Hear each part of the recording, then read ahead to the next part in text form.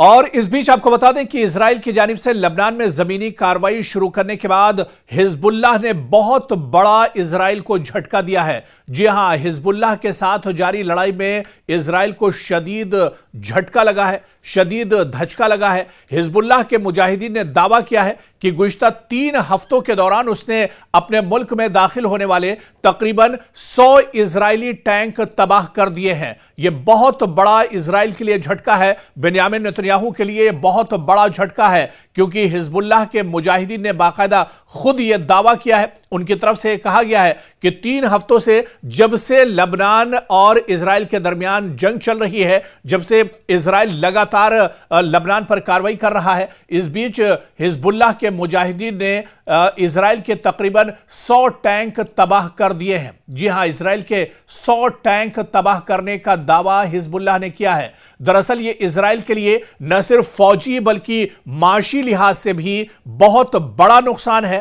क्योंकि इनमें हर एक मरकावा टैंक की कीमत तकरीबन $6 मिलियन बताई जाती है। जी हां, मरकावा टैंक जो इजराइल का बहुत इंपॉर्टेंट टैंक माना जाता है, और जब भी आईडीएफ या इजराइल की सिक्योरिटी फोर्स कहीं पर बड़ी कार्रवाई करती है तो वहां पर इजराइल मरकावा टैंक को ही आगे रखती है। मरकावा टैंक के जरिए ही वो दरअसल अपने ऑपरेशन को अंजाम देती है। लेकिन इसी मरकावा टैंक के 100 टैंकों को हिजबुल्लाह ने तबाह करने का दावा किया है। यह अभी तक की जंग में इजराइल को सबसे बड़ा झटका बताया जा रहा है, जहां पर हिजबुल्लाह के मुजाहिदीन ने यह बड़ा दावा किया है कि इजराइल के 100 मरकावा टैंक उसने तबाह कर दिए हैं। और माहिरीन के मुताबिक एक मरकावा टैंक की कीमत काफी ज्यादा है, और इंटरनेशनल मार्केट में इस मरकावा टैंक की कीमत तकरीबन $6 मिलियन बताई जाती है। सिर्फ एक मरकावा टैंक की कीमत $6 मिलियन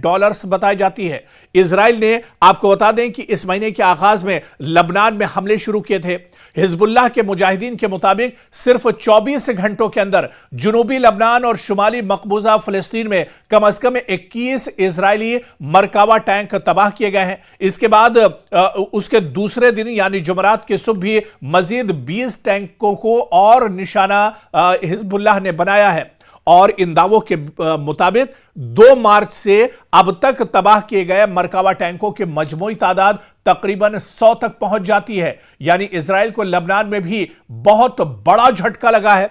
हिजबुल्लाह के मुजाहिदीन जमीनी लड़ाई में काफी माहिर माने जाते हैं, जबकि इस बीच लबनान की तरफ से तल अवीव पर रॉकेट हमले भी जारी हैं, जिसमें इजराइल के अंदर अफरा तफरी मची हुई है और लोग डर के शिकार हैं। आपको याद होगा कि लोग जिस तरह से ईरान की तरफ से और हिजबुल्लाह की तरफ से लगातार पूरे इजराइल पर हमले किए जा रहे हैं, ऐसे में यहूदी परेशान है, अपना मुल्क छोड़ने को परेशान है। एक रिपोर्ट इससे पहले हमने आपके साथ साझा की थी, और इस रिपोर्ट में दावा किया गया था, उस रिपोर्ट में बाकायदा जो इजराइल का मीडिया है उसके मुताबिक यह खबर आई थी कि जो पढ़ा लिखा तबका है, जिसमें डॉक्टर्स, इंजीनियर्स या पीएचडी होल्डर्स, जो सीनियर और जो पढ़ा लिखा, जो दानिश्वर तबका इजराइल के अंदर यहूदियों का है, वो अब इजराइल छोड़ने पर मजबूर हो गया है, और वो अब इजराइल छोड़कर दूसरे ममालिक का रुख कर रहे हैं। इजराइल में लोग परेशान हैं। बेन्यामिन नेतन्याहू की सरकार पर लगातार